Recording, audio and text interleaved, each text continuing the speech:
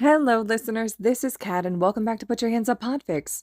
This will be the continuation of Datastream. This will be Part 4, Chapter 4. Izuku limped as he walked down the street towards school. This morning had been particularly rough, and for the life of him, he just couldn't understand why.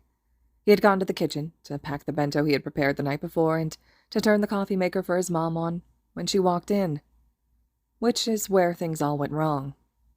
Izuku wasn't allowed to be in the same room as his mother, after all. But why? He briefly checked the bandage on his arm, making sure it wasn't bleeding through from where he had to pull out glass shards from the half-full coffee maker, careful not to aggravate the fresh burn from the hot coffee.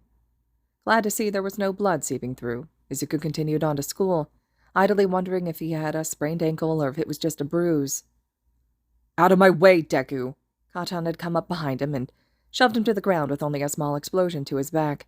Honestly, not even enough to scorch his uniform, just to give a nice concussive blast. As Izuku started to get up, he was met with a sharp kick to his ribs. "No one told you to get up, Deku!" came Kacchan's angry hiss. Izuku stayed on the ground until Kacchan had moved on, grateful that he had been alone. If his followers had been there, with him, there was no way Izuku would have gotten off so light. Wincing and worried he might have gotten a cracked rib, Izuku got up and made his way to the front doors of the school. Walking into his locker to change his shoes, Izuku saw that there were tacks in them, again. Dumping out the tacks, he put on his school shoes and trudged to his classroom, tapping into the camera feed and looking back through to see who put the tacks in his shoes this time. Oh, it was Tsubasa. Figures. Izuku was finishing up his lunch in the classroom when he caught sight of a few different red signals from outside the school window. He had come to realize that those signals, while usually from heroes, are actually the Hero Network communication program. And this many all at once means there's an attack of some kind. Tapping into the signal, Izuku starts listening in, seeing if there is anything he can do to help. "The whole block is set up with bombs. Civilians are in the process of evacuation, but the bombs can still go off, and we're not sure if we found them all," a hero Oculus exclaimed. "I can handle the fires," Backdraft called out, dousing the flames closest to the evacuating civilians. "But not if too many more bombs go off." "Everyone!" Present Mike could be heard over the chaos. "I know you want to see the action, but please evacuate the area. This zone is not safe." Izuku was watching through the street cameras, listening in through the Hero Network comm units, and he was wondering if there was a way to find the bombs that Oculus mentioned. Think, Izuku, think. If the bombs can still go off, they must have some sort of trigger. Is it an electrical trigger? Izuku glanced around at the students that were filing back into the class after lunch, the teacher coming in seconds later. Knowing full well that it was dangerous for him to dive too deeply into his stream while around people, he decided that this was worth the risk. There were 4 separate apartment buildings in this area, evacuation still in progress, and the fires were already spreading. With the threat of more explosives, the fire department wouldn't dare get too close enough to put out the fires, and Backdraft couldn't handle all of this by himself. With a deep sigh, Izuku fully immersed himself into the stream and got to work.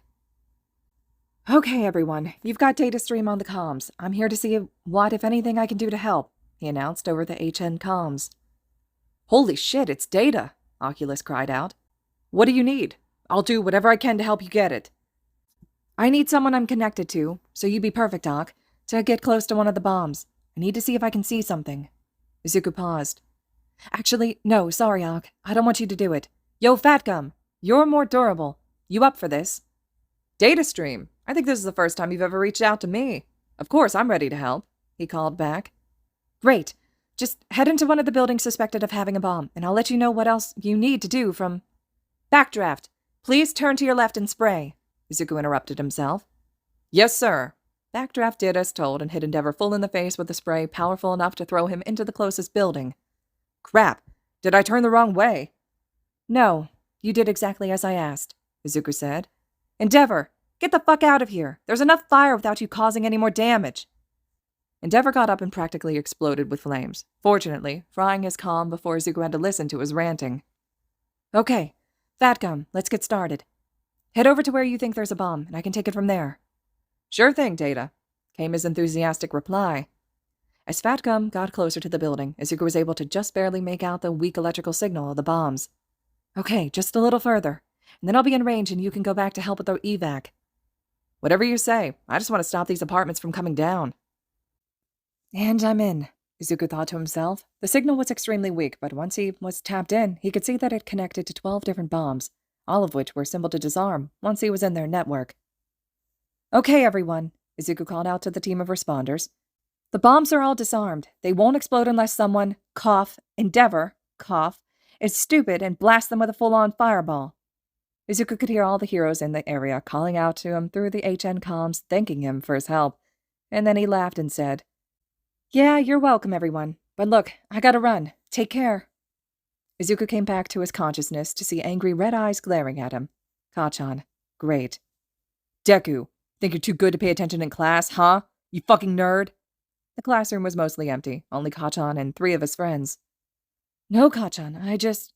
Whatever Izuku was going to say, for an excuse was cut off as Kacchan let loose an explosion in Izuku's stomach, knocking him into the back wall. I didn't give you permission to speak, Deku. Izuku coughed, blood dripping from his lip. That one did some damage, he's pretty sure, that the cracked rib from earlier was now broken, and maybe worse. He coughed, wincing, as he aggravated his ribs even more. Yeah, definitely worse than just broken, Izuku thought. Kacchan had left with his friends by the time Izuku looked up again. Slowly, as to cause as little pain as possible, Izuku collected his things and tried to put his backpack on. Nope, not happening. He resolved to just drag it behind him and hope for the best. He managed to get a few blocks away from the school, deciding to try and catch his breath in the park. He was almost to a bench when he felt the hand on his shoulder. Haven't had enough yet, Deku. Oh, no, please don't be who I think it is. Izuku prayed uselessly, knowing full well it was Kacchan. Why?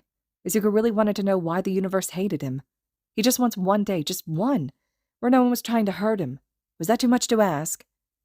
Apparently it was, since the beating was by far worse than any other he's had in recent memory. Fuck, I think that's all of my ribs now, he thought. I'm going to die here. I don't want to die here. I need help, came the desperate thought. Why did I never let Eraser help me before? Now it's going to be too late. Izuku couldn't see any signals, but he needed to find one. A red one. Please, please, please. There. Izuku tapped into the signal, and almost wept when he realized it was Present Mike. Hey, Mike. Hisashi looked up with a huge grin, raising a hand to his comm, totally not expecting his favorite hacker to get in touch with him, twice, on a school day. Datastream, what is up, little listener? Great job today. Hate to cut you off, Mike, but there's a kid in the park to your right that's getting the ever-loving shit beaten out of him. Hurry, I don't think he'll live much longer if someone doesn't help. Shit, on it. Hisashi ran to his right, into the park where Data kept directing him. Hey, he yelled, just a hint of his quirk in his voice when he saw some blonde kid kicking a green baby on the ground. The fuck do you want, Shit, Present Mike. The blonde kid recognized him. Good. He backed off from the kid he was kicking and paled, knowing he was in deep shit. He looked between Hisashi and the kid quickly and then ran. Data, can you get someone to go after that punk? I need to take care of this kid, Hisashi called out through the comm. Hisashi quickly called for an ambulance for this kid. He was bleeding too much and his chest looked a bit misshapen. God's only knows how many broken ribs this kid has. Noticing his breathing was sounding wet, he figured the kid's ribs must have punctured a lung. Data?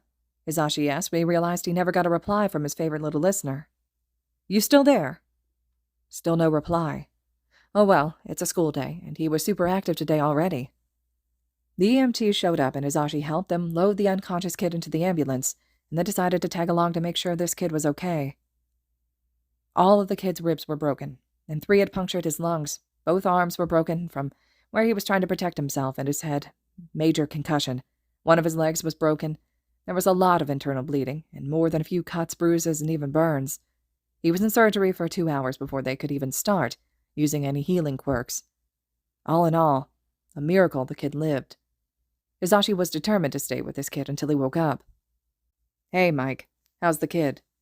A voice called from behind him. Turning, Hisashi saw Detective Tsukuchi Naomasa, one of his favorite members of the police force. He'll be okay, Hisashi said. I'm just glad I was so close. The blonde punk who did this to him ran off, but I'm sure Data can get you his information soon. I hope so. What he did to this kid is unforgivable. Tsukuchi left to go talk to the doctors to see if he could get a head start on the paperwork that this was going to create. Babe, I'm going to be late coming home. Actually, I might not be home before you leave for your own patrol. What happened? Are you okay? Yeah, I'm fine. Datastream contacted me earlier, directed me to a kid getting the shit kicked out of him. Literally, almost died. Every rib in his body broken, 3 punctured his lungs, both arms broken, a leg. Concussion, massive amounts of internal bleeding, cuts, bruises, burns. Those last 3 aren't all fresh either. Izashi glanced up when he heard shifting from the kid, but he didn't wake up. Shit. You're gonna stay until he wakes up, right? Of course. Suka's here too. Already gave my statement. He's starting a case to find the punk-ass kid who thought to hurt this tiny green baby. I'll see if I can get the location of the kid from Data. He sometimes answers my texts. Good luck, Sho. Hisashi put his phone away when he heard the kid make a pained whimper, clearly on his way to waking up. Hey there, little listener, Hisashi said quietly, seeing brilliant green eyes crack open. He reached for the nurse call button by the kid's bed. How are you feeling? The green baby opened his mouth to say something but only started coughing instead. Zashi was quick to get the listener a glass of water and helped him drink as the doctor came in with Suka and checked the kid over. My name is Detective Tsukuji Namasa, Suka said. I'm with the Musutafa Police Department. Are you okay if I ask you some questions? Yes, the kid whispered. Okay. First, I should let you know that my quirk is called Lie Detector, and it does exactly as it sounds. Suka got a little smile from the kid at that. First, what's your name? All right, listeners, this concludes Chapter 4 of Datastream. Chapter 5 will be up next. Hope you all are still enjoying. I'm eager to hear your thoughts and reactions to everything so far in this fic. And as always, thank you so much for listening.